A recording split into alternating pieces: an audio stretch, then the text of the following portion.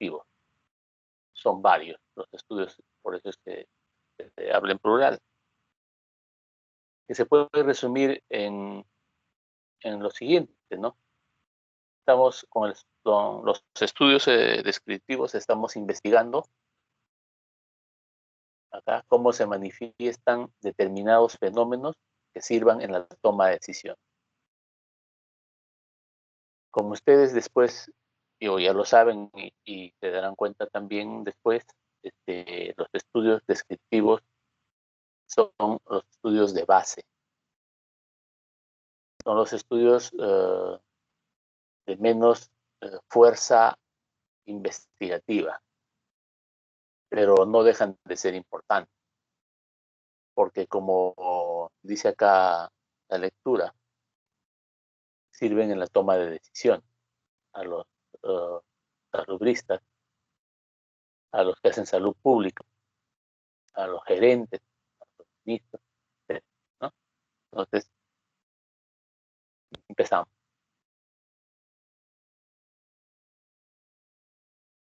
¿Cómo se clasifican los estudios epidemiológicos?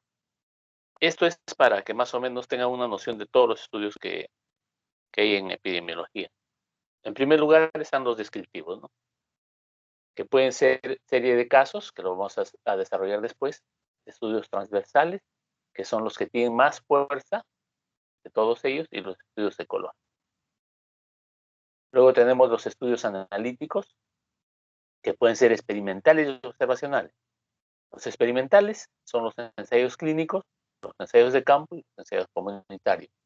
Estos son los que tienen más fuerza investigativa, más fuerza epidemiológica, más fuerza en determinar causas de la enfermedad o de las diferentes observaciones o investigaciones que se estén haciendo, ¿no?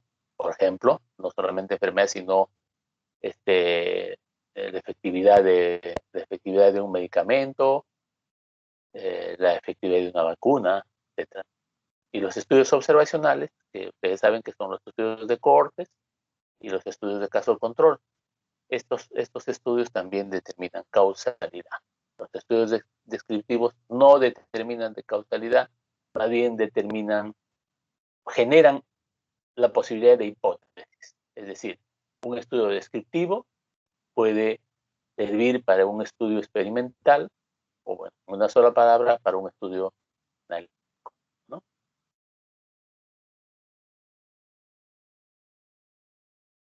Otra clasificación que tenemos de los estudios, aparte de la clasificación que hemos visto anteriormente, tenemos, según el orden en que se investigan, pueden ser longitudinales o pueden ser estudios transversales, ¿no?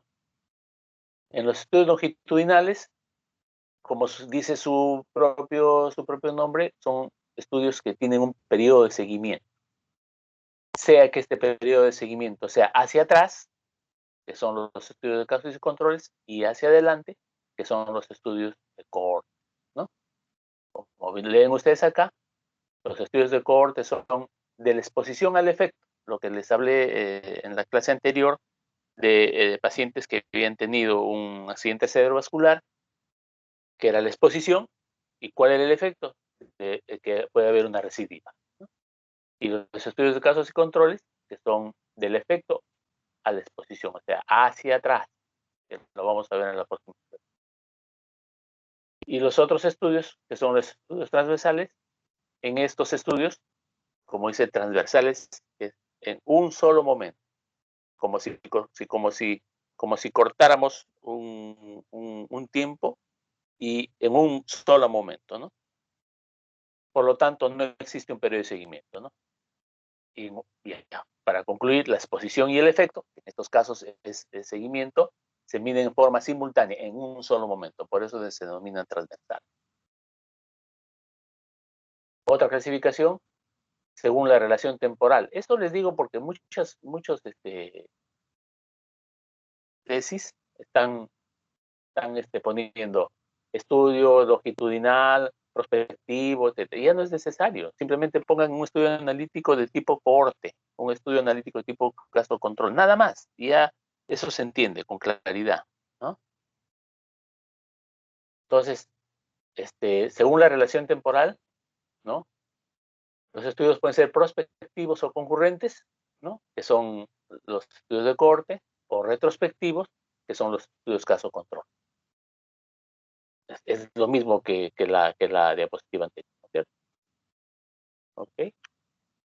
Acá, estudios longitudinales, que pueden ser prospectivos o retrospectivos. Y según la unidad de análisis, también es otra clasificación, puede ser individual, ¿no? O puede ser poblacional, ¿no? Los estudios individuales se obtienen datos desagregados de cada individuo, y los estudios poblacionales son datos agregados de grupos de individuos. Lo vamos a ver después. Entonces, en una gráfica podemos observar otra clasificación, otra forma de ver los tipos de estudios.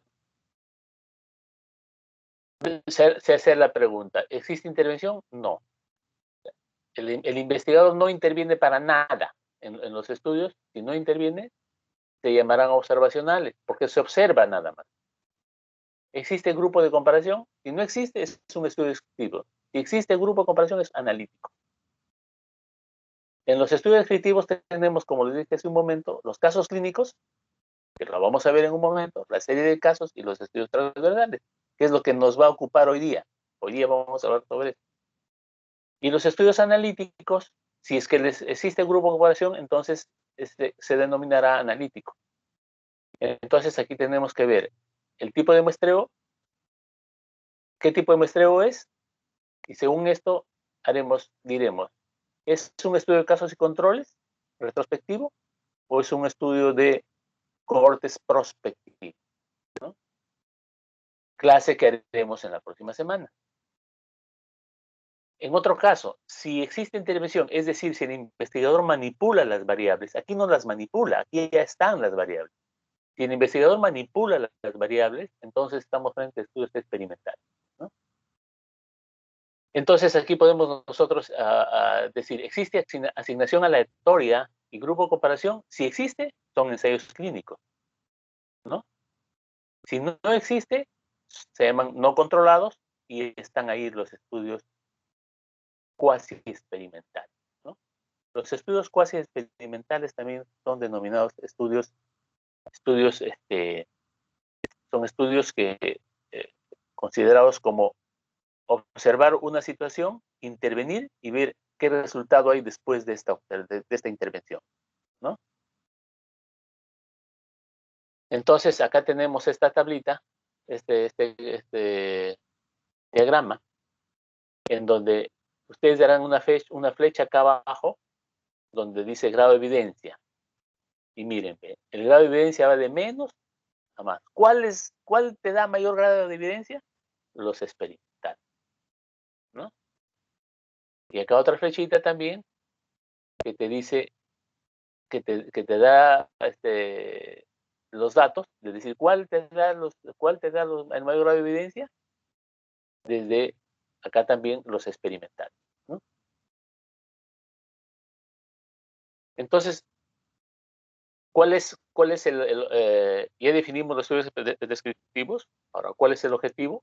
El objetivo es describir los problemas de salud, observar. Esos son estudios observacionales. Observamos cómo están los problemas de salud, en qué situación están los problemas de salud, cualquier tipo de problema de salud, ¿no? ¿En función de qué? De la persona, lugar y tiempo, ¿no? Como vamos a desarrollar los demás, ¿no? Estos diseños son los más frecuentes porque son los más fáciles, simplemente. Digamos, muchas personas con poco conocimiento e investigación pueden hacer este tipo de estudios, ¿no? Porque son sencillos, son baratos, están solamente a la mano, porque nosotros podemos hacer un estudio descriptivo solamente teniendo ya, observando ya lo que ya está hecho, digamos, historias clínicas, encuestas, ¿no? Entonces, si yo digo, voy a ver cuál es la frecuencia de pacientes infectados con tuberculosis este año en el Hospital Hipólito Unanue, simplemente me voy a las historias, o me voy a la estadística que ya lo hacen los epidemiólogos allí. Y claro, de repente podría comparar cómo ha evolucionado los pacientes hospitalizados por tuberculosis desde el año 2000 hasta el año 2020. Entonces, yo tengo los datos. Por eso es que es frecuente y fácil de realizar y barato, ¿no? Entonces, hago un estudio descriptivo? ¿Por qué lo hago? Para tener una información. ¿Y para qué me sirve? Para tomar decisiones, como les dije hace un momento. ¿Decisiones de qué tipo? De política de salud, planificación sanitaria, intervención de salud pública y actividad asistencial. Aquí podemos parar un momento y para decirles que la mayoría de las políticas de salud, de la planificación sanitaria o de las intervenciones o la actividad asistencial, se basan en información que nos proporcionan los estudios descriptivos. Voy a poner un ejemplo. Si es que los estudios, si un estudio descriptivo, por ejemplo, la ENDES, todo con mayúsculas. La ENDES es la encuesta nacional, ¿no? Es una encuesta nacional que se hace todos los años en el Perú, financiada, perdón, financiada, financiada por otros países también. Entonces, ¿qué aportes a la ENDES, la encuesta nacional de salud? ¿Qué aporta?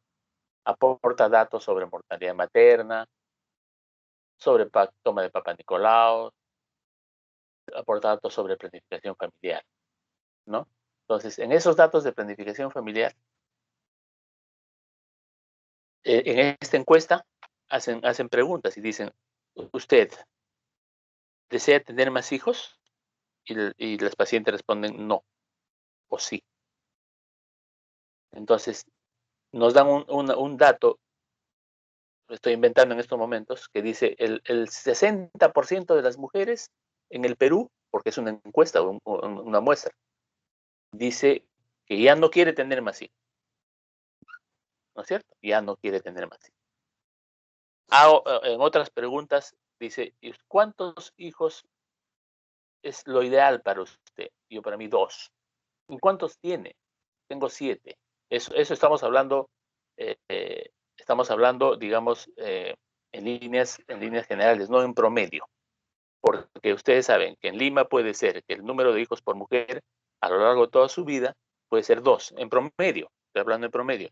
Pero si nos vamos a Huancavelica puede ser 7, o en Cerro de Pasco puede ser 5, o en, qué sé yo, en algún lugar alejado rural, generalmente, como no hay acceso a la planificación familiar, puede ser 6, etcétera, ¿no?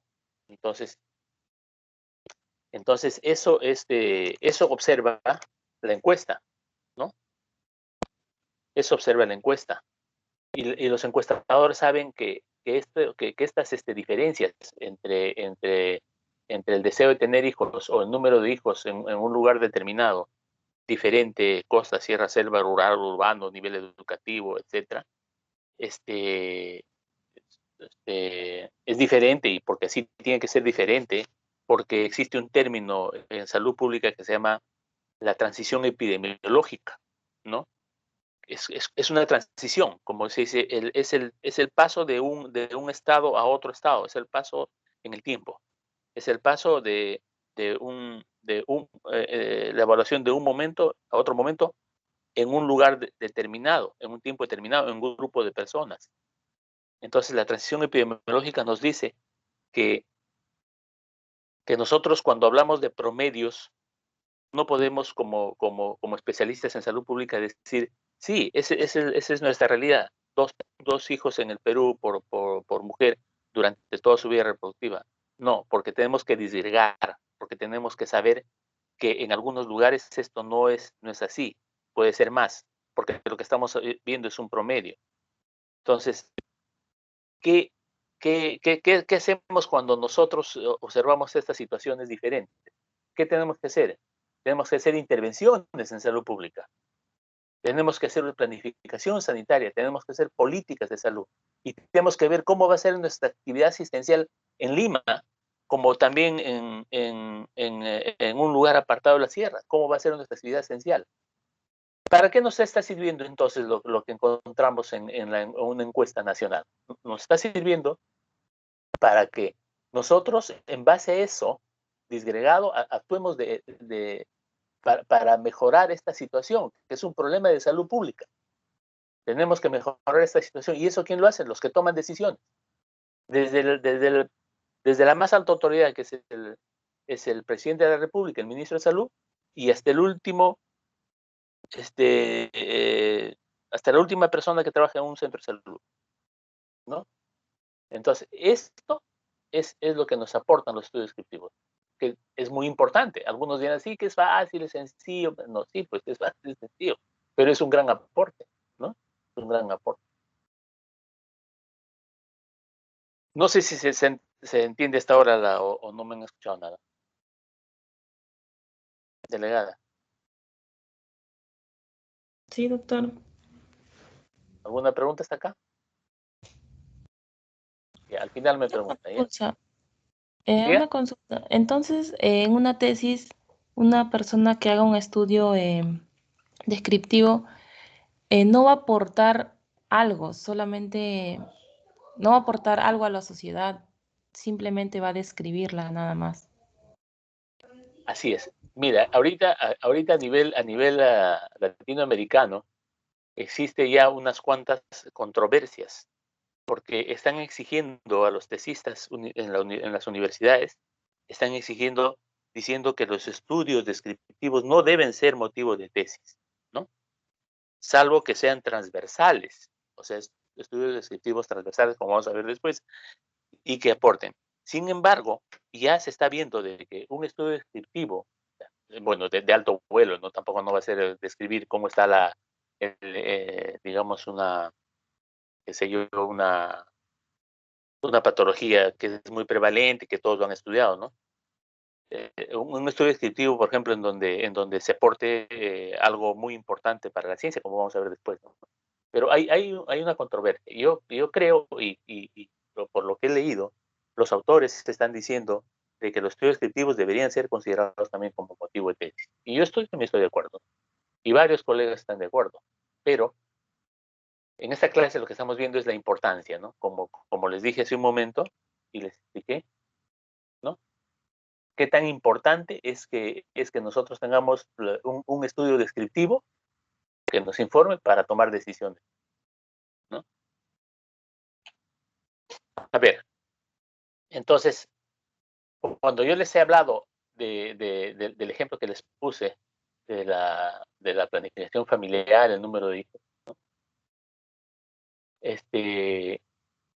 Ya concluimos, ¿no? Constituye el primer nivel de conocimiento. ¿Sobre qué? Sobre los problemas de salud de las poblaciones y sobre la base de esta primera información, ¿no? Es posible seguir avanzando para otros estudios. Lo que les dije hace un momento, estos estudios generan hipótesis, ¿no? Y cuando hablamos de hipótesis estamos hablando ya de estudios analíticos. Eso que quede claro, ¿no? Es el primer nivel de conocimiento, ¿no? Que nos da lugar a generación de hipótesis. Ahora, pero como les dije hace un momento, ¿de dónde saco yo las fuentes para mis estudios detectivos? De lugares que ya están hechos, este, eh, que se conoce como fuentes primarias y fuentes secundarias, ¿no? Y las fuentes primarias son las encuestas, los censos, ¿no? Y las fuentes secundarias son las historias clínicas, las estadísticas vitales. Por ejemplo, SINADEP te da una estadística vital. Muy bien. Esa es una fuente secundaria. ¿Aló? Sí, doctor, sí ¿Hola? se le Ya. escucha. Esa es una fuente secundaria, ¿no? La estadística vital es las historias clínicas. Bueno, este,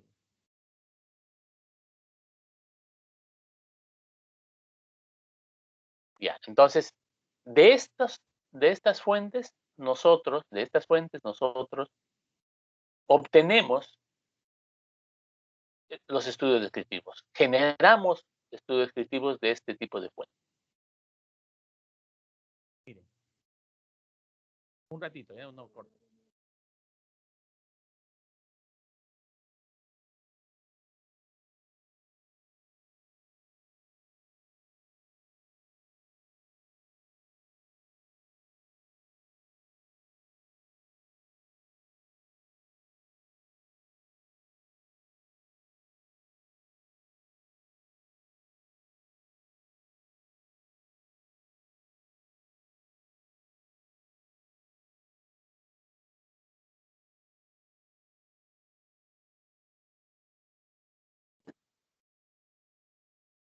Hola.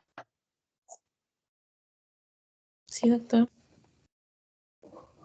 Y entonces nosotros tenemos, vuelvo a repetir, digamos, ¿dónde está nuestra cantera? Para hablar así, de otra manera. ¿Dónde está nuestra cantera? ¿De dónde obtenemos nosotros el material para construir un estudio descriptivo de las fuentes primarias y secundarias? Entonces, cuando hacemos un estudio descriptivo, tenemos que hacernos, yo les dije que los estudios descriptivos evalúan tres aspectos, ¿no? Persona, lugar y tiempo. Hace un momento les acabo de decir. Cuando evaluamos estas situaciones de persona, lugar y tiempo, ¿no? Estoy hablando ya de variables. Entonces, cuando veo las variables relacionadas a la persona, tengo que preguntar a quién afecta el problema de salud. Porque no es lo mismo, ¿no? No es lo mismo el aspecto socioeconómico, la afectación de salud en un nivel socioeconómico, o por estado civil, o por raza, por edad, por sexo, etc. No es lo mismo. Este, las variables relacionadas con el lugar, tengo que preguntarme dónde ocurre el problema, ¿no? De salud. ¿Por qué? Porque hay zonas geográficas, hay lugares en donde los problemas de salud son mayores que en otros lugares. ¿Por qué? Porque, aquí pone un ejemplo, ¿no? Hay zonas donde, ahora ya no hay mucho en el Perú, pero existen algunas zonas donde, la, donde había que la sal que tomaban no estaba con yodo. Por eso es que ahora la sal que comemos es sal yodada, dice, sal yodada. Entonces, en esos lugares había bocio, ¿no? El bocio es el crecimiento de la glándula tiroides por deficiencia de yodo. Y aquí le ponen bocio endémico porque endemia significa un lugar en donde la enfermedad es prevalente. Y había zonas endémicas en el Perú, ¿no? Y bueno, y no solamente eso, ¿no? Por lo que ayer estaba conversando, no sé con quién, la enfermedad de Chagas, por ejemplo, también es endémica y estamos haciendo un análisis en donde mi variable está relacionada con el lugar, o las parasitosis en la selva, o el dengue en la selva, ¿no es cierto? Entonces, esta variable es importante cuando uno va a estudiar, va a realizar estudios científicos. Y otro está relacionado con el tiempo. ¿Cuándo ocurre el problema de salud? ¿En qué tiempo? Y ustedes saben que la variación estacional está relacionada a infecciones respiratorias agudas, eh, enfermedad diarreica aguda, conocida como EDA, ¿no? Entonces, es poco probable que la enfermedad diarreica aguda se presente en época invernal, ¿no? No les digo que no hay, es poco probable, es más frecuente en eh, en el verano. Pero no hay que fijarse solamente que esto es absoluto, como que la variable relacionada con el tiempo es absoluto, ahí queda, no. Estas tres se interrelacionan, las tres se interrelacionan, ¿no? Hay una interrelación constante entre estas tres variables. Porque no es lo mismo que en el tiempo de invierno a una persona de 80 años le dé gripe, ¿no? Y cuando yo estoy hablando de 80 años, estoy ya tomando otra variable, que es la persona. Y puedo tomar la otra variable que es el lugar, porque no es lo mismo tener un resfrío que un hombre de 80 años, ¿no? De edad, 80 años, tenga un resfrío en invierno en Lima que en Puno. No, no es lo mismo, ¿no es cierto? Entonces, estas tres variables se interrelacionan, no olvidar.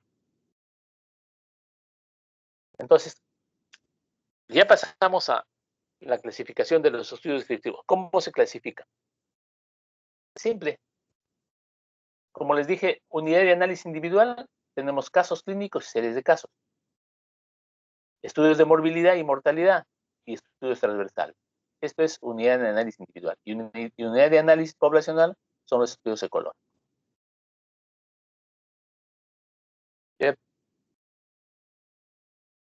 El primero vamos a desarrollar casos clínicos y series de casos. ¿En qué consisten estos estudios descriptivos? Describe la historia detallada de un único paciente o un grupo de pacientes con diagnósticos similares. Miren, en el mundo,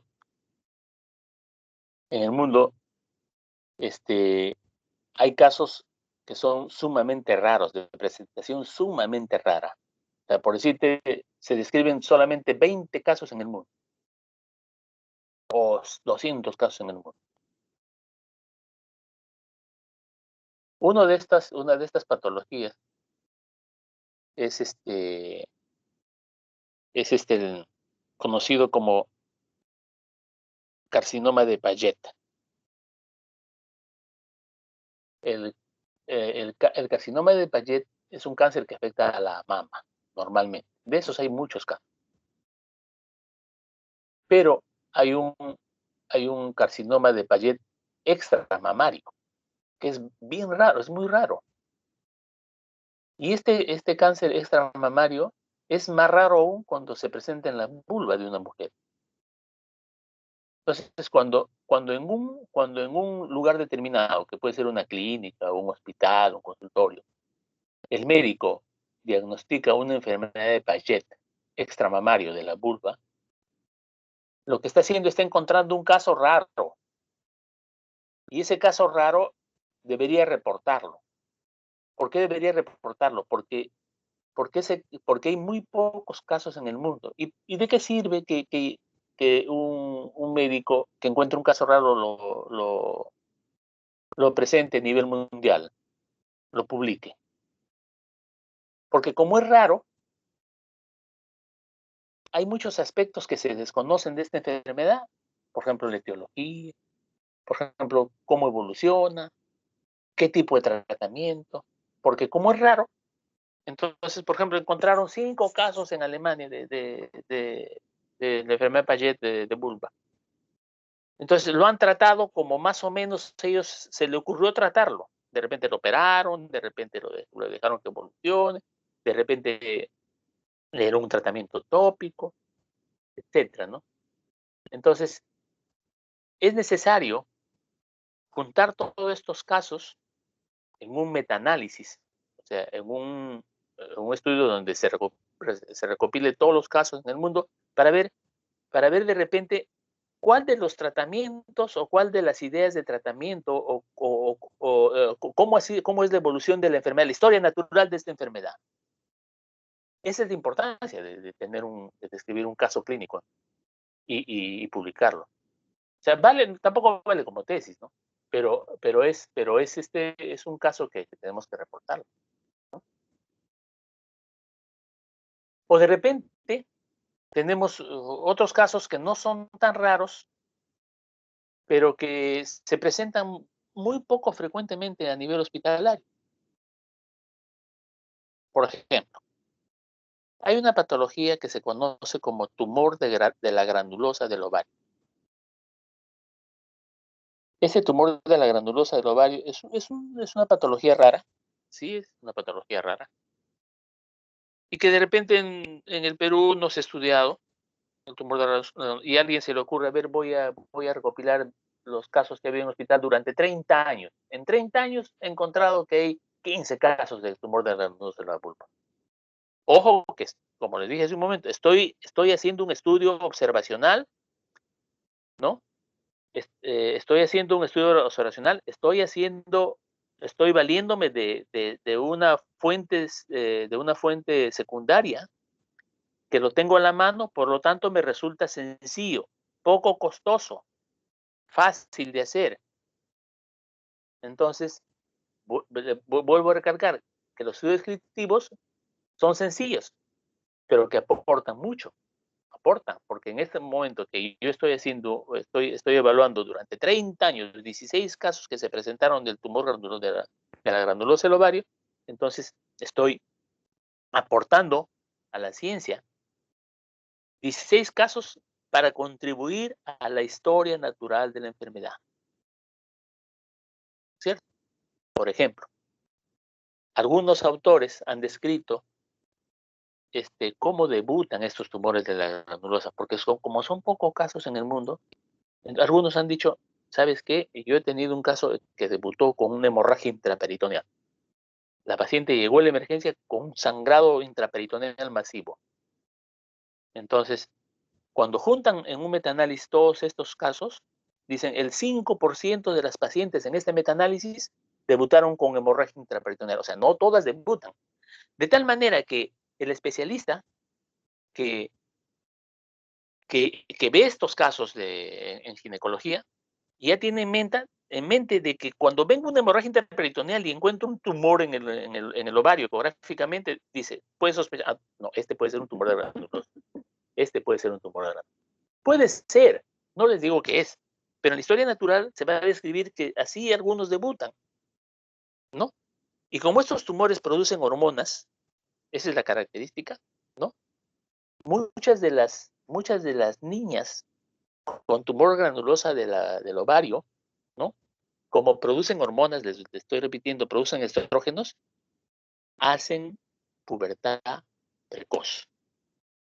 Entonces, en base a estos conocimientos que me da el estudio de serie de casos, ya publicados por otros autores, cuando encuentre una niña con una pubertad precoz y le tomo una ecografía y encuentro un tumor en el ovario, yo debo pensar en tumor de la granulosa del ovario. Porque la historia natural de esta enfermedad y los estudios publicados acerca de esta patología me está dando los conocimientos necesarios para sospechar clínicamente que estoy frente a este tipo de tumor. Sospechar, no estoy diciendo que es, ¿ok? Para eso me sirven los estudios, los casos clínicos descriptivos y series de casos descriptivos. Y como dice acá, ofrecen información sobre características poco comunes en casos de pacientes que comparten un problema de salud. Por esta razón es fundamental la definición de caso y los criterios de inclusión y exclusión. Bueno, y eso ya es cuestión de... ¿Sí? Entonces, lo que ya les dije, ¿no? Cuando se produce en un corto espacio de tiempo, pueden suponer el primer paso para la identificación de una nueva enfermedad. El primer paso para la identificación de una nueva... Lo he puesto en amarillo para que ustedes se lo graben, ¿ya? Que ya les expliqué, ya les expliqué. Y la descripción de los efectos perjudiciales o beneficiosos de una exposición, lo que también ya les expliqué. La historia natural. Estoy generando la historia natural en base a todos los investigadores que aportan y que yo, mediante un metaanálisis, expongo cuáles son las características, cómo es el tratamiento, cómo es el manejo, cuál es la evolución. Y a las fuentes de información, no voy a volver a repetir, ¿no? Pero sí es importante que no tienen un grupo control, ¿no? Por eso, y como cualquier estudio descriptivo, no generan hipótesis, pues no generan hipótesis. Eso ya está de más repetir. Y aunque constituyen un volumen importante de las publicaciones biomédicas, la mayoría de ellos se limita a permanecer en la bibliografía como el hallazgo de una rareza. Entonces, no se olviden, cuando sean médicos y tienen un caso raro, publiquen. No solamente van a contribuir a la ciencia, sino también les va a dar currícula. Aquí un ejemplo, otro ejemplo, ¿ya? La enfermedad de Lyme. Lyme es una ciudad, por si acaso. ¿Cuándo se descubrió esta enfermedad? En 1975, ¿no? ¿En dónde? En la ciudad de Lyme. ¿Qué pasó? De que había unos niños que que empezaron a desarrollar artritis reumatoide, o sea, inflamación de las articulaciones, ¿no? Entonces, cuando había muchos niños que estaban teniendo esta patología de artritis reumatoide, empezaron a investigar, ¿no?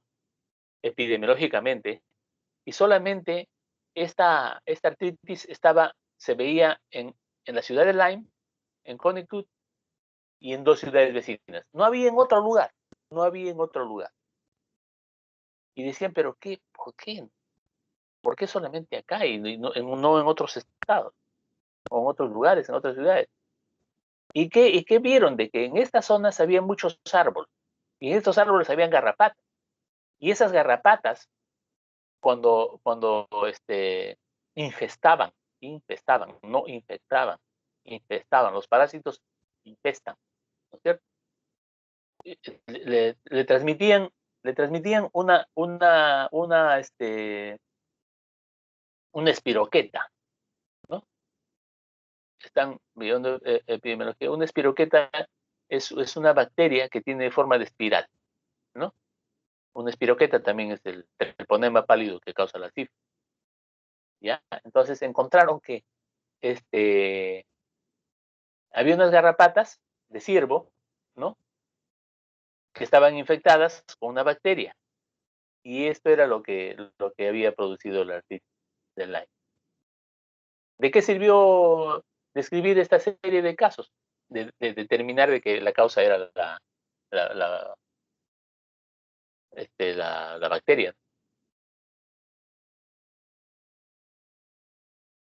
Este es otro ejemplo de casos clínicos, de casos de qué sirvió. Ustedes saben que en el 81 apareció el primer caso en Estados Unidos. Y esto se repite cada rato ya.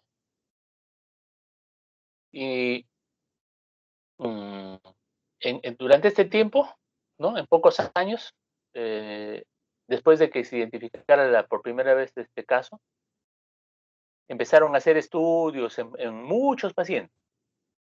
Y en esta multiplicidad de pacientes, empezaron a determinar qué características tiene la enfermedad del SIDA, ¿no? ¿Qué características tiene?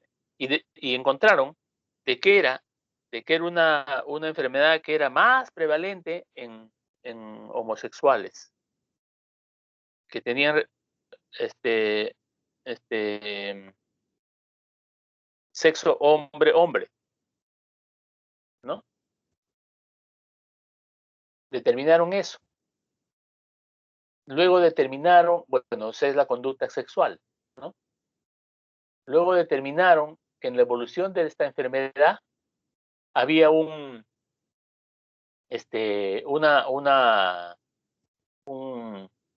que había personas que se infectaban, con un germen que en realidad, ¿no? Este es un hongo.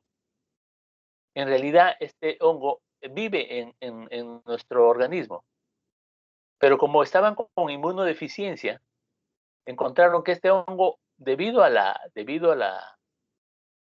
baja de defensa, eh, afectaba con un cuadro pulmonar en el 50% de los pacientes. Entonces, el estudio de la serie de casos nos enseñó que en la historia natural de la enfermedad, el Pneumocystis carini, y además hay otro que es el Toxocara cani o Toxocara cati, que afectan al perro y al gato, también afectaban a los enfermos con SIDA, ¿no? Y se descubrió esto, que el sarcoma de Kaposi en el 28% y ambas enfermedades en el 8%. En el 14 se identificaron infecciones oportunistas, o sea que normalmente no afectan al ser humano, o sea que afectaron nuevamente por la inmunodeficiencia. Entonces dijeron, son varones homosexuales o bisexuales, drogodependientes, por vía intravenosa, nativos haitianos y pacientes hemofílicos. Los pacientes hemofílicos por la transfusión de sangre. Y los haitianos porque era un grupo en donde había mucho homosexual y ahí empezó esta enfermedad, ¿no?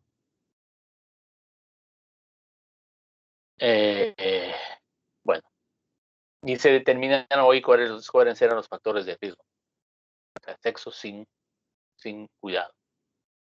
Otro ejemplo, la enfermedad de Alzheimer.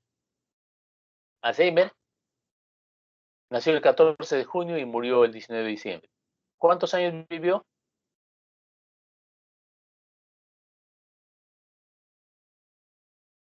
¿Cuánto? ¿Me escucha? Delegada, ¿está durmiendo? Sí, doctor, ¿Cuántos años vivió? se escucha. ¿Me escucha? Sí, sí se le escucha. ¿Cuántos años vivió Alzheimer? 51, doctor. ¿Se dan cuenta? Según la transición epidemiológica, nuevamente, antes vivían menos, ahora vivimos más. Bueno, este psiquiatra y neurólogo vio en el año 1901 a una dama que tenía problemas para comunicarse.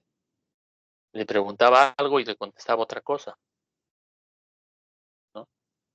Y, y después, post-mortem, examinó el cerebro y encontró zonas de atrofia cerebral.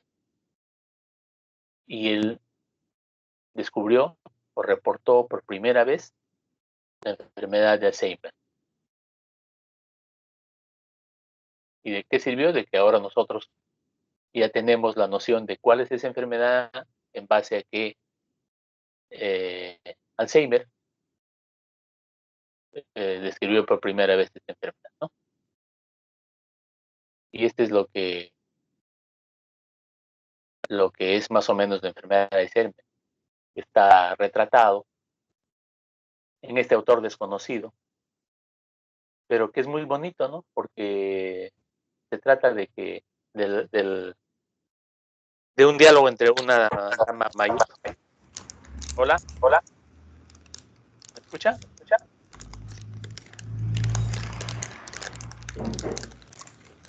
Delegada, delegada. Doctor, hay un fondo. ¿Cómo? Ahora sí, doctor. Ya, se trata de se trata de un diálogo entre una dama mayor de edad y un hombre joven, en donde retrata más o menos lo que es el Alzheimer, ¿no? Donde el joven le dice, buenos días, señora Carmen, y él le contesta, buenos días. Él le dice, ¿qué hace ahí parada con este frío? Se va a quedar usted congelada. Y la dama mayor le dice, estoy esperando a mi hijo. Se fue a comprar hace rato, pero parece que se retrasa, añadió. La anciana consultando su reloj. Y el joven le dice, no se preocupe, seguro que no tardará. ¿Le importa que le haga compañía? Le replica el joven. Gracias, le dice, no te molestes. Seguro que tienes cosas mejores que hacer que acompañar a una vieja como yo. Alguna moza afortunada te estará esperando. Y el joven le replica y dice, no es ninguna molestia, se lo aseguro. Nos sentaremos en este banco y esperaremos. Y Miguel, que era su hijo, ¿no? Como cada mañana se sentaba junto a su anciana madre, esperando a un hijo que jamás tuvo, ¿no? Entonces, como ustedes verán, Alzheimer es una persona, la persona que tiene Alzheimer ya empieza a desconocer a las personas de su entorno porque empieza a tener la enfermedad, a desarrollar la enfermedad. Y este diálogo es muy importante, muy bonito, porque te ayuda a entender un poquito y además este, es algo que de autor desconocido lo ha publicado y que es importante que, por lo menos a mí me gusta. Entonces ya vimos los estudios de serie de casos, ¿no es cierto? O de casos únicos. Otro tipo de estudios descriptivos son los estudios transversales, que ya les dije la definición. Son estudios descriptivos que analizan una situación en un solo momento de tiempo. ¿no es cierto? Y lo importante de estos estudios transversales es que suelen tener un componente descriptivo y otro analítico. Cuando tienen solamente componentes descriptivos son estudios de prevalencia. La prevalencia de una enfermedad. Describen nada más cuántos casos existen en un determinado momento o la evolución en el tiempo, ¿no? Cuando estudian la evolución en el tiempo, cuando yo hago un estudio descriptivo donde hago un análisis descriptivo de una determinada patología en el tiempo, estoy haciendo un estudio de tendencias. O sea, cómo está la tendencia de esta enfermedad en el tiempo, ¿no es cierto? Y su frecuencia de estos estudios descriptivos de prevalencia es estimar la frecuencia de una determinada variable, de exposición a efecto en una determinada población y en un momento concreto. Esto es importante. La muestra se hace de forma representativa de la población diana, o sea, de la población que voy a estudiar. Esta es la población diana. Y lo que proporciona es prevalencia, pues, como ya su mismo nombre lo indica. Estos estudios descriptivos, ahí están las encuestas, lo que ya les dije hace un momento. La encuesta de la ENDES hace, hace un estudio en un tiempo determinado, en un momento determinado.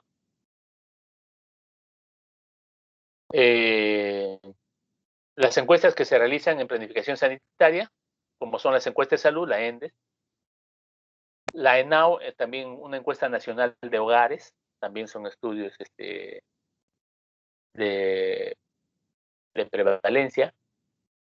La encuesta nacional de nutrición también es un estudio descriptivo de prevalencia, ¿no? Que se hace en un periodo determinado. Un ratito, quiero aclarar algo acá. Cuando estoy hablando de un periodo determinado, no estoy hablando de un día, por si acaso. O puede ser de un día, sí, pero generalmente estoy hablando de un periodo de tiempo. Por ejemplo, la ENDES del 2020 es del 2020, pues, es un periodo anual, ¿de acuerdo? ¿Sí? Ahora, también las pruebas, los estudios de pruebas diagnósticas, lo que han visto ahí de sensibilidad y especificidad, también son estudios de prevalencia. ¿Okay? Entonces, esos son los estudios descriptivos de prevalencia. Ahora, los estudios, transversales de prevalencia. Ahora, vamos a ver los estudios transversales analíticos. Los estudios analíticos evalúan exposición. Ya vamos a ver un ejemplo posteriormente. ¿Qué significa un estudio transversal analítico? En realidad es un estudio donde se coge una determinada población, es transversal, ojo, se escoge una determinada población en donde las variables nosotros las tomamos de una manera tal que podemos evaluar, por ejemplo, si este grupo estuvo expuesto a tal o cual situación y este otro grupo si estuvo no expuesto a una tal o cual situación, lo que puede generar, digamos, la enfermedad. Les voy a poner un ejemplo ahorita, ¿ya? Un ejemplo fácil. Un ejemplo fácil, pero grosero también. Si yo hago un estudio en donde evalúo un grupo de tuberculosos de Jesús María y otro grupo de tuberculosis de San Juan del Lurigancho, y digo,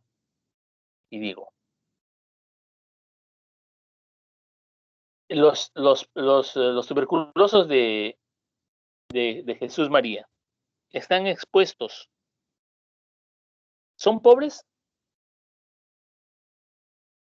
o no son pobres? Y los de Jesús María, ¿son pobres o no son pobres?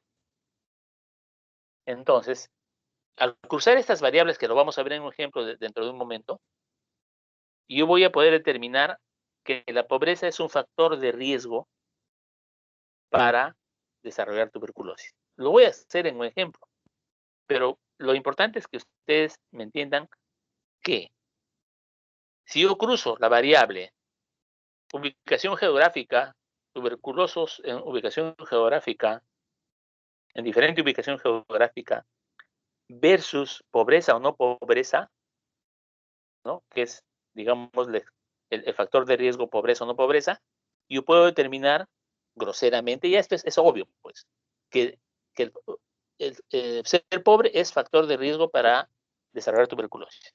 Como un factor, la enfermedad de la tuberculosis es multifactorial, pues, es multifactorial. Todas las enfermedades son multifactoriales, ¿ya? Entonces, esto es lo que hago yo en un estudio transversal analítico. Veo exposición, ¿no? En este caso, la exposición sería la pobreza o no pobreza, ¿cierto?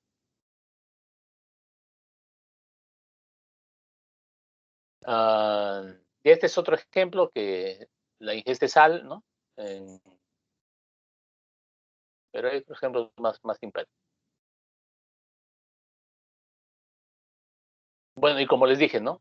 Lo que define los estudios transversales es que la medición de la exposición es la medición de la exposición y el efecto.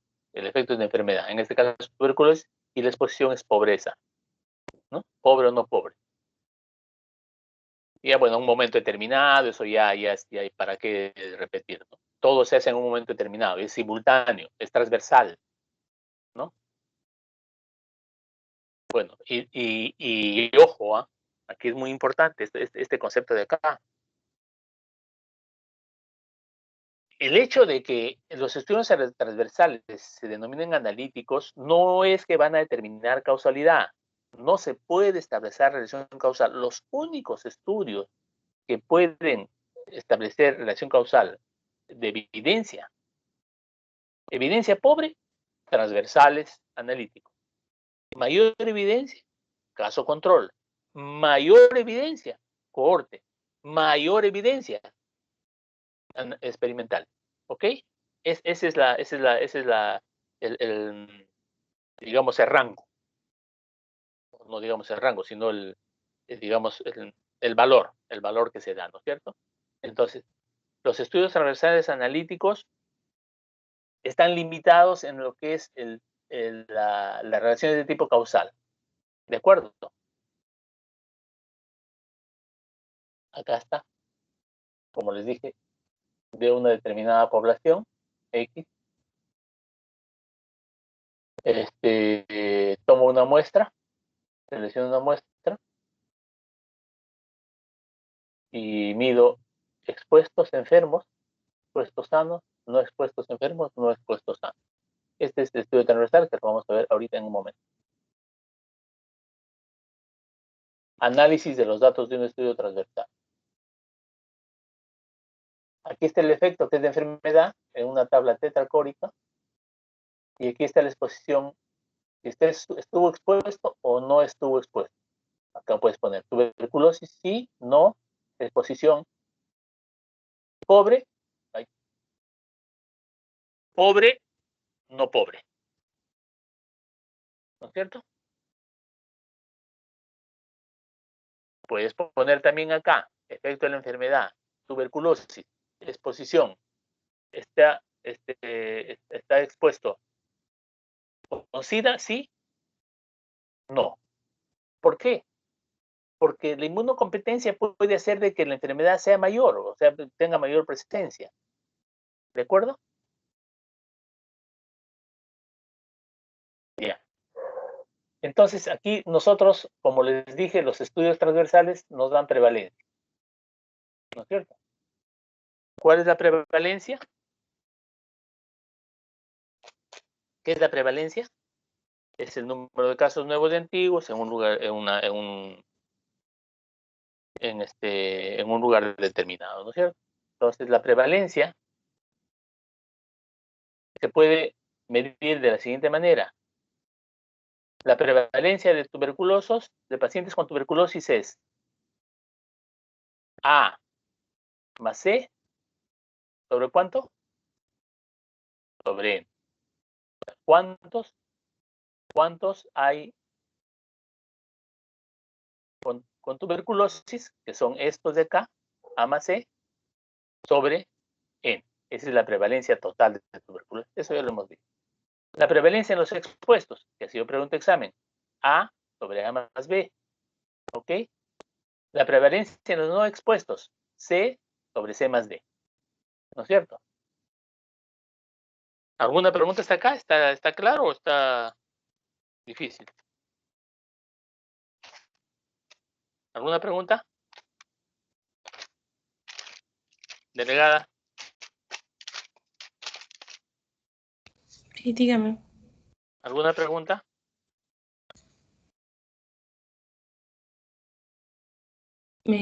Todavía, mis compañeros creo que no la tienen, doctor. Ninguno levantó la mano ni ha escrito un comentario. Ya, entonces, sobre prevalencia ya hemos hablado bastante. Acá en los no expuestos hay lo que es la diferencia de prevalencias, que es simplemente dividir la prevalencia en los expuestos sobre la prevalencia en los no expuestos. Razón de prevalencias es dividir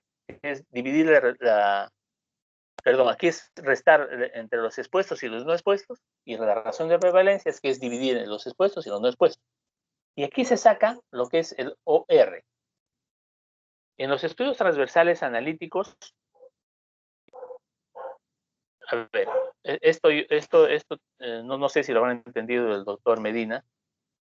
Existe el enfoque de riesgo, se mide de dos maneras, mediante el OR, o ratio, que se estudia en los estudios transversales analíticos y en los estudios de caso control, el OR. Mientras que el RR, o riesgo relativo, se utiliza en los estudios de cohorte y experimental.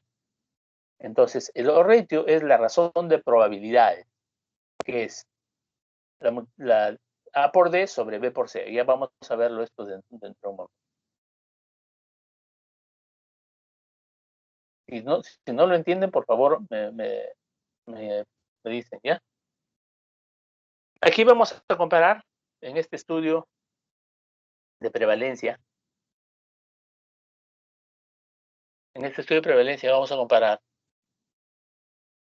la exposición y el efecto. El efecto es la enfermedad. No necesariamente los estudios de prevalencia son enfermedades, ¿no? Porque el embarazo, por ejemplo, en adolescentes no es una enfermedad, pero es un problema de salud pública. Y yo podría determinar si una mujer se embaraza en adolescencia, sí o no, y ver la exposición, digamos, la exposición podría ser familia disfuncional. Familia disfuncional, sí, no. Embarazo de la adolescencia, sí, no. ¿Podía medir eso? Sí, podía medir en un estudio transversal analítico, ¿no? La exposición, vuelvo a repetir, familia disfuncional, sí, no. Efecto, sí se embarazó, no se embarazó. ¿No es cierto? En este caso, estamos viendo si el sedentarismo versus no sedentarismo está relacionado con obesidad o no obesidad. Entonces, tenemos aquí unos números, unos datos ya confeccionados, en donde veo que, que obesos sedentarios son 90. Sedentarios no obesos son 40. No sedentarios obesos son 72 y no sedentarios no obesos son 57. Y aquí tengo las sumas de todos ellos. ¿Ok? Entonces, yo quiero saber cuál es la prevalencia de obesidad. La prevalencia de obesidad. A ver, todos van a sacar uno de ellos. A ver, Jan, ponte en contacto con el micro. Sí, doctor, dígame. Ya.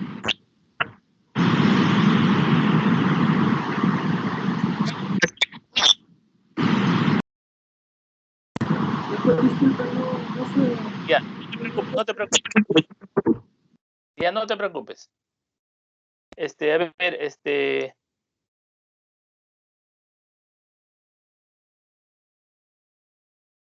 Alison. Alison.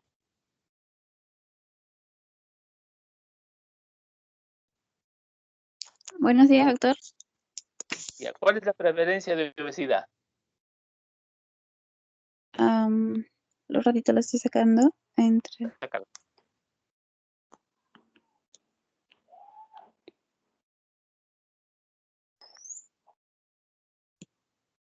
de 62%. No, te has equivocado. ¿No?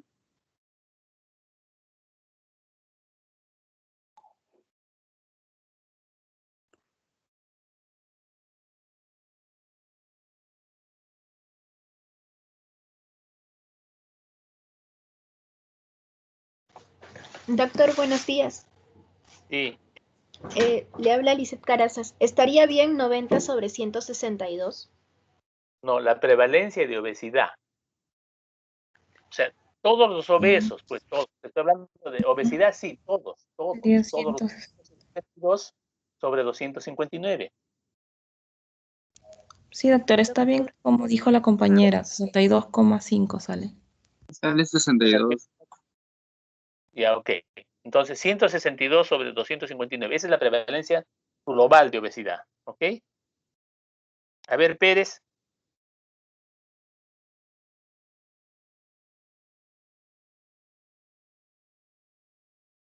Delegada, tengo aquí una relación de alumnos que no están en clase, ¿ya? Delegada, Sí, sí, lo escucho. ¿cómo está? Andrew, Alexander, Kaylee Pilar Cujuma, Luis Paul Carrizo, Pérez Acuña, León Caico, Jason Max Guaita, Joseph Carlos, Melissa Abigail, Gustavo, Wilfredo y Mayumi, ¿ya? No están en la clase, ¿ya? Entonces, yo voy a controlar, ¿ah? Y lo tengo en foto, por si acaso, le he tomado un screenshot ahorita.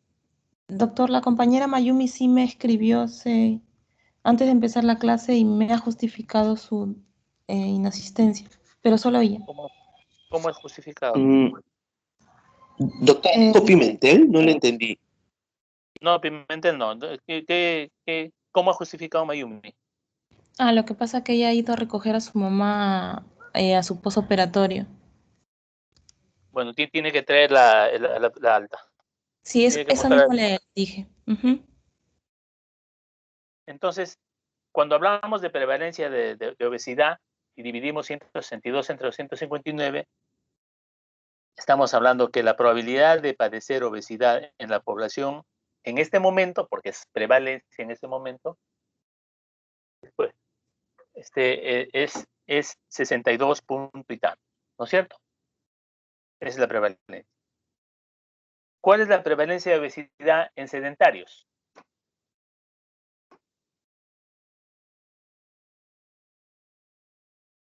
Almeida.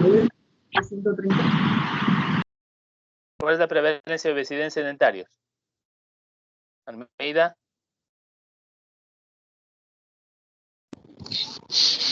Doctor, buenos días. La ¿Cuál probabilidad es de la prevalencia sedentarios, en sedentarios? la probabilidad de obesidad en sedentarios, ¿verdad? Sí. Sería 90 Dime, sobre ¿y qué divides 162. nada más? Dime qué divides nada más. 90 entre 162. No. Perdón, 90 entre 130. Ok. Muy bien. ¿Cuál es la prevalencia en no sedentarios? Joana, Anef.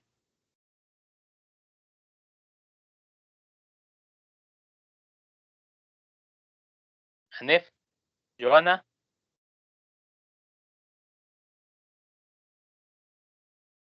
Anef. Anef.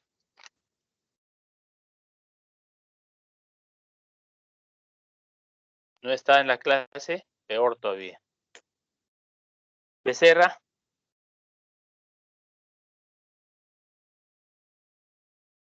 Becerra.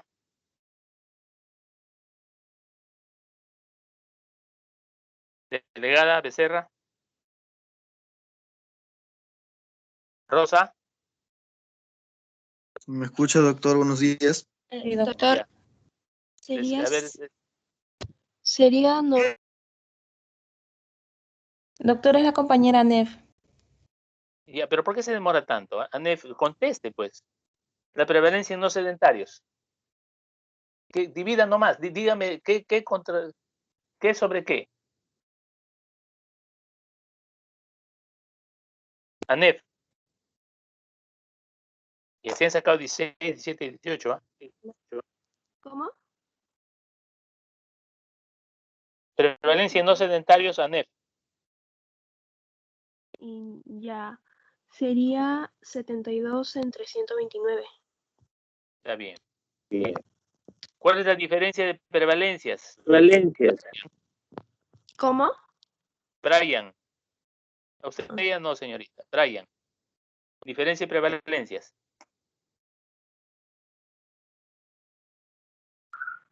Doctor, hay varios Brian. Brian. Aldo. Ya, doctor, dígame. ¿Cuál es la diferencia de prevalencias? ¿Doctor? No lo Diferencia entiendo de- esa pregunta. Diferencia de prevalencias. La diferencia entre la prevalencia total, ¿a eso se refiere? Ya, lo dejamos eso como tarea, ¿ya? Entonces, lo que con esto quiero decirles, con esta diapositiva, es de que en un estudio transversal analítico yo puedo medir prevalencia, ¿no? Y también puedo determinar OR, o ratio, que es razón de probabilidades, que se determina mediante mediante una multiplicación, ¿no? En este caso 90 por 57 por 72 por 40. A ver, delegada, haga ese procedimiento. Delegada, Sí, sí, doctor, dígame. pues, haga ese procedimiento ¿Cuál, doctor? del OR. Ah, ya.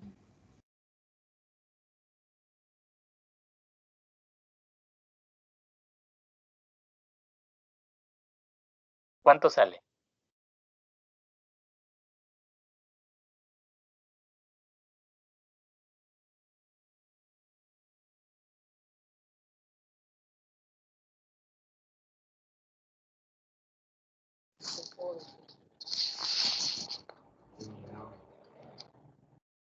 $1.78. ¿Con quién hablo? Almeida. Almeida, doctor. A ver, interprete.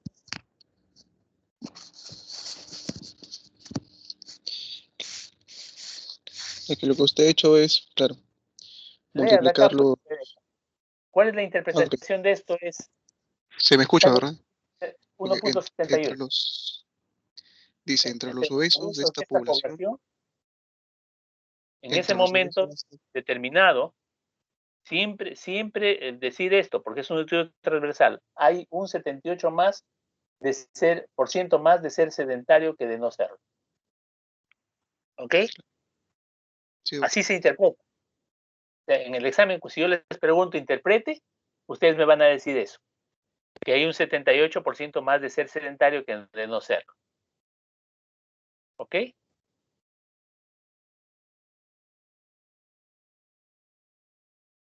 En otras palabras, ser sedentario tiene un riesgo 1.78 veces más que no sedentario de desarrollar obesidad. ¿Se entendió? Vuelvo a repetir, ser Sí, sedentario tiene un riesgo de 1.78 veces más de desarrollar obesidad que el ser no sedentario. Ese es otro estudio que hice. A ver, les explico ya.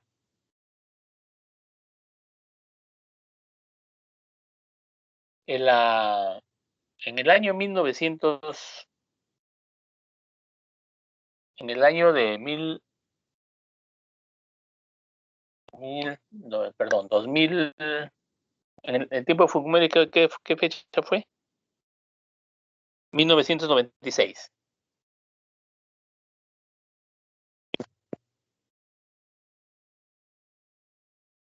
En el año 1996, Fujimori se va a China a una conferencia mundial acerca de la población en el mundo.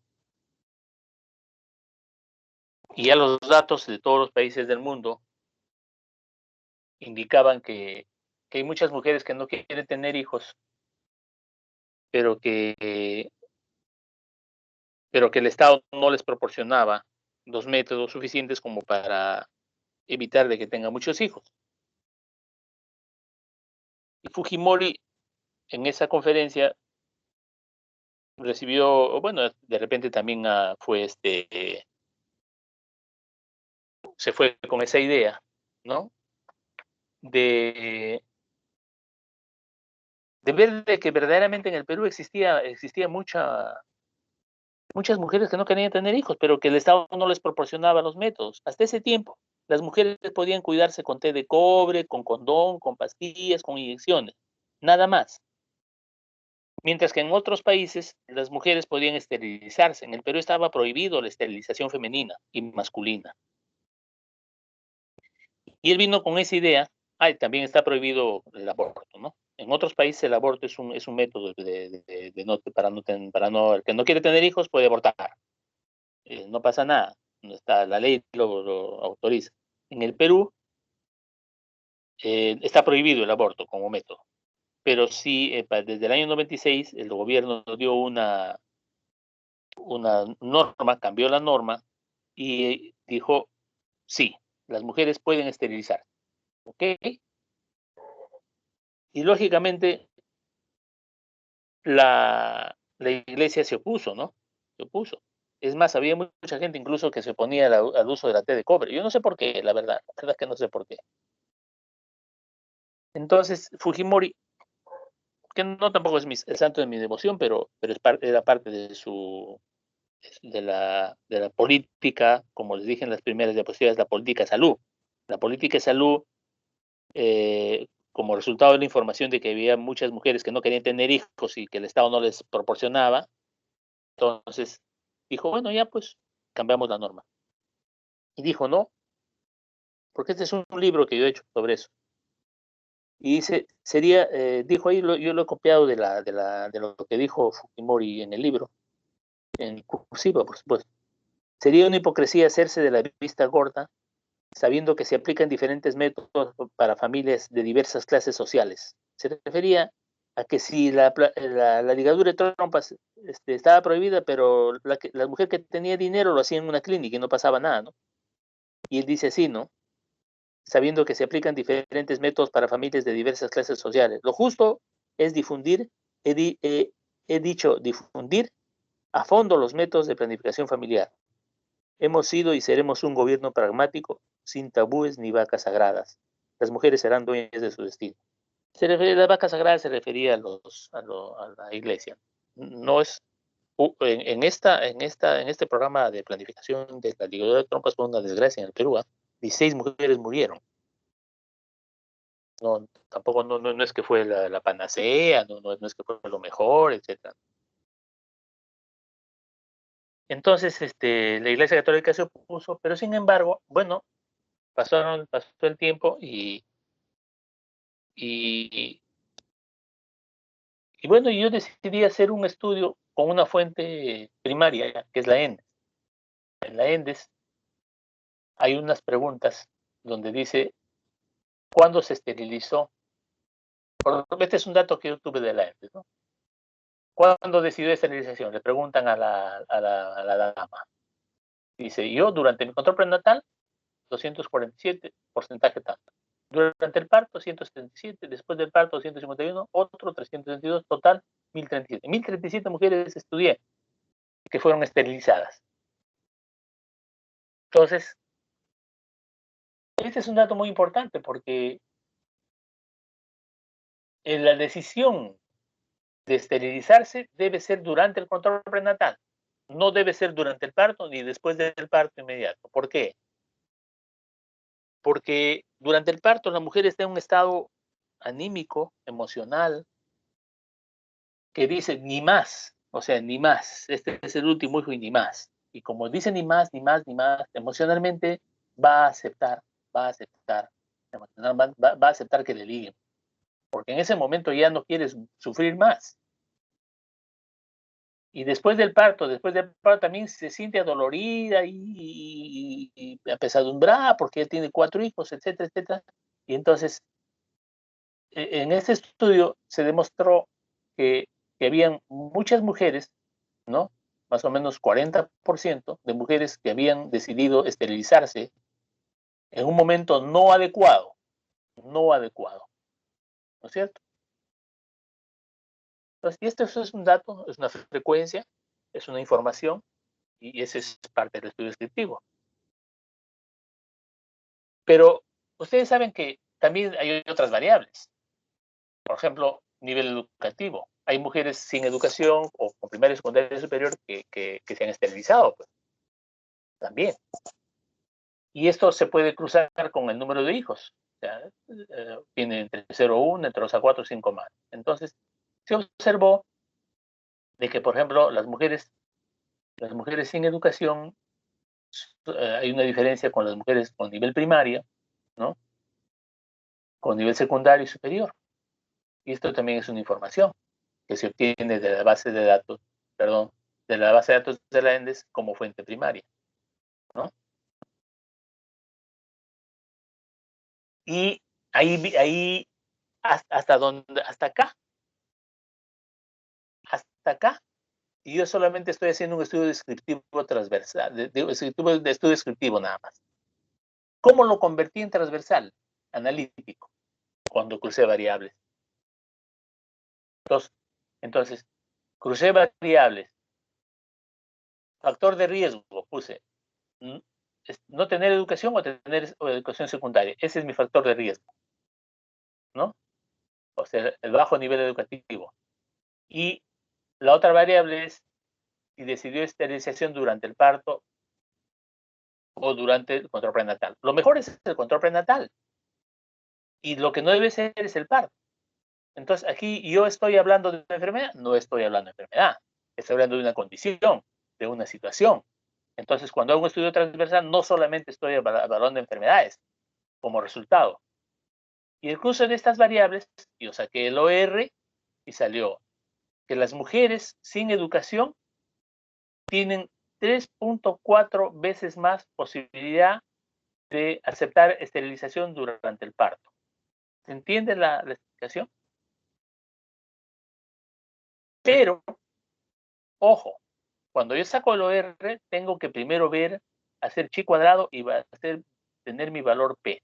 Mi valor P tiene que ser menor de 0.05, porque si es mayor de 0.5, esta asociación no vale. ¿Ok? No vale. Entonces, para hacer un cruce de variables en una tabla tetracórica, ¿no? Yo tengo que sacar el chi cuadrado y mi valor P tiene que ser menor de 0.05. Si mi valor P es 0.05, yo estoy autorizado a sacar el odds ratio. Y el odds ratio me sale que las redes tienen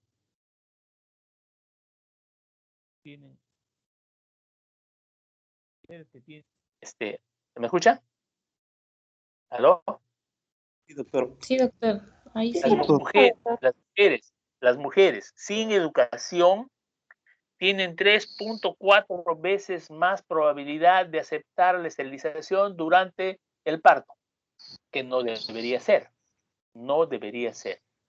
¿Ok? O sea, si yo quiero aplicar el método de ligar las trompas, la paciente tiene que aceptar esto, la paciente tiene que aceptarlo durante el control prenatal o antes del control prenatal. Ya. Este es el último hijo que tengo y la próxima me ligo. Que es muy diferente a que esté dando a luz y le digan, si quieres te ligo. y él iba a aceptar. Es más, durante este periodo en cual se realizó esterilización masiva, ¿no? Los médicos recibían un plus por captar pacientes. Entonces decían, mira, hay una oferta. Tú quieres captar, tú quieres ganar un poco más, muy bien, capta pacientes. Entonces los médicos, las enfermeras, los test, se ilusió por plata, ¿no? Por la plata valle del mono, dicen, ¿no? Entonces dijeron, no, hay que captar. Y una paciente, buscaban, ¿vas a dar a luz cuándo? Tal día, te digo. ¿Por qué? ¿Para qué vas a tener más hijos? ¿Qué tienes tres? Ya no tengas más hijos. Y es gratis. ¿Aceptas? No. Sí, acepto. ¿No? Es más, algunas mujeres pobres les decían, oye, mira, te tengo 2 bolsas de víveres. Yo te doy bolsa de víveres pues, durante unos 5 o 3 semanas, te doy una bolsa de semana y te ligo. Ya está bien. Total, ya tengo 3 ya. Entonces, fue un programa agresivo de planificación familiar con muchos errores y de ese producto de eso muchas muertes. Fujimori fue denunciado por lesa humanidad, porque no se puede implementar este tipo de políticas de salud, ¿no? De esa manera que cause muertes o sean exigidas algo. El médico debe respetar siempre la opinión del paciente. Si un paciente, aún estando en sala de operaciones, dice, no me opero, no se opera, punto. O no quiero tomar ese medicamento, no tomes, punto. Es responsabilidad del paciente, es decisión del paciente. Uno no puede obligar, no puede incluso aconsejar, oye, mira, ¿sabes qué? Ponte este método, no. ¿Ok? Entonces, miren cómo en esta investigación yo hice lo que es un estudio transversal analítico, ¿no? Entonces, cuando yo me fui a entregarle este libro al jefe del INEI, me dijo, lo cogió y como si le quemara sus manos, lo dejó encima de su escritorio. Lo quema, dijo. De verdad que quema, pues. Bueno, las ventajas y desventajas de los estudios transversales son sencillos, rápidos, utilizan su planificación y gestión sanitaria, también en la práctica clínica, permiten evolución, tendencias, limitaciones, solamente eso es prevalencia, ¿no? Entonces, y aquí no te da factores de riesgo de forma definitiva, ¿no? Lo que da factores de riesgo de forma definitiva son casos control y cohortes, y también experimental. Ventaja, utiliza una muestra representativa de la población, por ejemplo, de la encuesta, y ¿se puede generalizar resultados? Sí, se puede generalizar. Permite estudiar múltiples efectos de forma simultánea. Puede facilitar generación de hipótesis, limitaciones. Yo lo que ya les dije, no determina causalidad. Son muy sensibles al sesgo, ¿no? Bueno, esto de lo anterior yo ya no lo repito porque ya durante ya no incido porque durante toda la clase hemos estado viendo ventajas y desventajas. Ahora, otro tipo de estudios son estudios de mortalidad y morbilidad, ¿no? Y esto es sencillo, pues los estudios de mortalidad, cómo se distribuyen, ¿no? Las enfermedades y las causas de muerte en la población. Entonces, el SINADEP determina de qué se mueren más. Hay estadísticas en el Perú que son estudios descriptivos donde dice cuál es la primera causa de muerte en el Perú, la infección respiratoria aguda.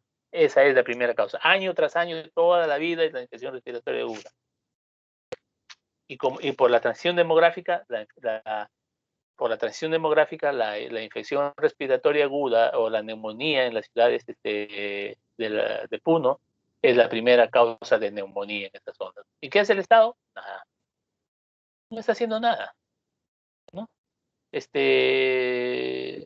Nevados, y bajas temperaturas existen en todo el mundo, pero En Europa, por ejemplo, hay muy pocas muertes porque el Estado se preocupa por su gente, ¿no? Se preocupa por su gente, pero en el Perú, gobierno tras gobierno, y no se preocupan por su gente. Por eso es que en salud pública, en el curso de salud pública que ustedes llevan en quinto año, se van a dar cuenta que la ley está hecha, ¿no? Pero está en el papel, No, no se aplica pues de forma adecuada. Y los estudios de morbilidad se basan en los códigos. El código sí, hay un código internacional de enfermedades que se está implementando en el Perú, en el seguro casi a todos, al 100%, donde solamente por códigos yo puedo sacar cuál es la mayor frecuencia de patologías en la consulta externa, en hospitalizaciones, en alta, ¿no?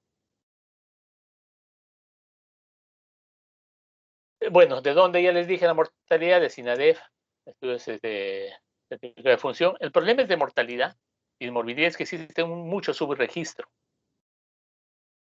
O sea, dicen, en primer lugar, los médicos no sabemos llenar certificados de defunción y ponemos a veces.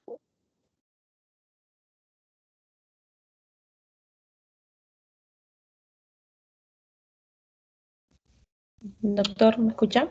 Creo que se cortó, ¿no? Hola. Ajá. Sí, ahora sí.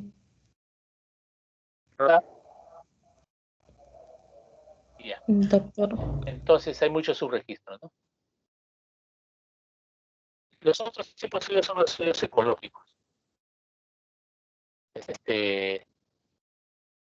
Son estos estudios ecológicos, como su propio nombre lo indica, son diseños epidemiológicos de carácter descriptivo, sí, todos son descriptivos, menos los transversales analíticos, cuyo objetivo es la comparación de grupos más que de individuos, o sea, grupos poblacionales de un lugar geográfico a otro lugar geográfico.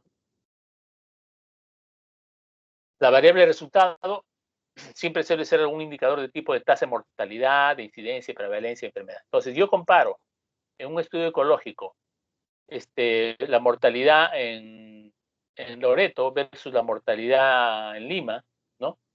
Entonces, ese es un estudio ecológico. Entonces, me da un indicador de tasa de mortalidad, de incidencia de enfermedad y de prevalencia de enfermedad, ¿no?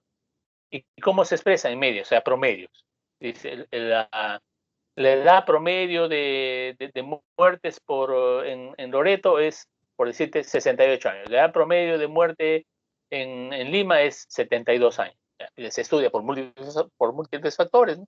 Lima tiene más acceso a la salud que Loreto.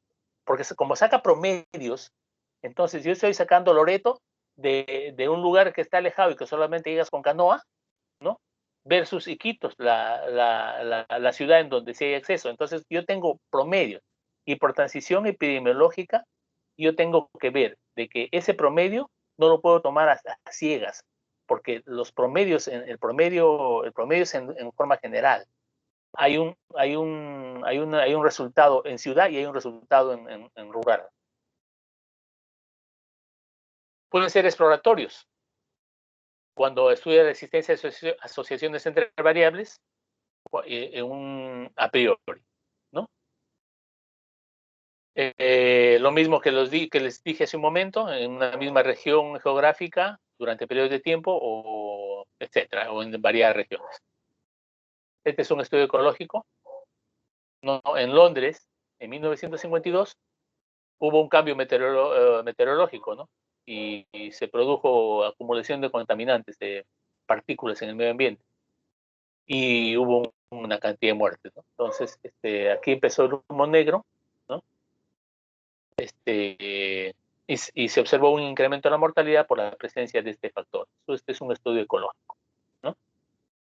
Mientras más humo negro, por supuesto, nadie muere en el momento que aparece el humo negro, sino cuando el efecto se produce.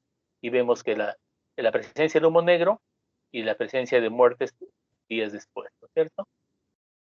Que siguieron las muertes, ¿no? Es un estudio ecológico. Hay estudios multigrupales, ¿no? Hay en series de tiempo, o sea, en un tiempo dado versus otro tiempo, o cómo estuvo la mortalidad o morbilidad hace 5 años y cómo está ahora, y mixtos que incluyen los multigrupales y las series de tiempo. Este es otro estudio, es un estudio psicológico de comparación, un informe sobre la salud en el mundo en el 2010, ¿no? Y analiza la relación entre el gasto sanitario total per cápita, o sea, por cabeza, en los diferentes países, ¿no? Y el porcentaje de partos asistidos por personal sanitario calificado. Entonces se demuestra que el gasto sanitario, por ejemplo, menor versus el porcentaje de partos en una distribución donde podría deducirse que algunos países consiguen con su dinero niveles mayores de cobertura y mejores resultados médicos que otros. Y la diferencia existente entre lo que los países logran y lo que podrían lograr son los mismos, con los mismos recursos es enorme. Hay una diferencia enorme en cuanto a la atención del parto, ¿no? Sanitario, de parto institucional, no en casa, ¿no? Donde existe una diferencia enorme entre países pobres y ricos. Y el estudio ecológico de tendencias que les expliqué hace un rato, donde yo veo cómo estuvo en ese tiempo diferente a una morbilidad y cómo ha evolucionado en el tiempo hasta ahora. Ventajas: utilizan datos secundarios, generan hipótesis, a veces son los únicos disponibles para generar hipótesis. Las limitaciones, no se puede aplicar a los individuos porque son estudios grupales. A veces es difícil separar el efecto. No podemos ver evaluar exposición. Y por último, hay que conservar nuestro ambiente, muchachos. Hay que sembrar árboles, no hay que ensuciar la ciudad, no boten los papeles al suelo, que es muy importante, porque estos árboles no dan vida. Gracias.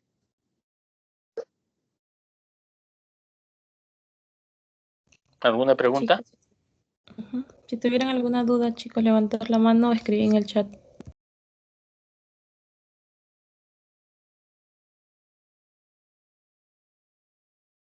Sí, doctor, la alumna Francesca Abigail tiene una consulta, creo. A ver.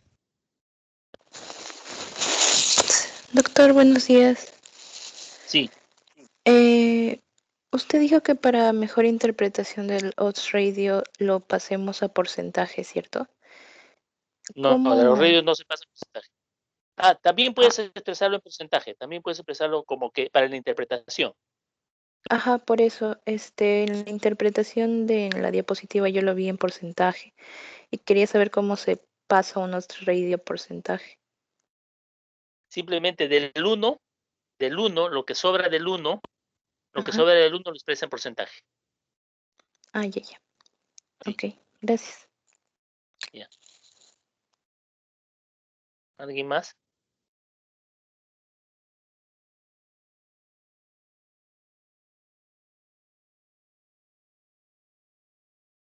¿Alguien más?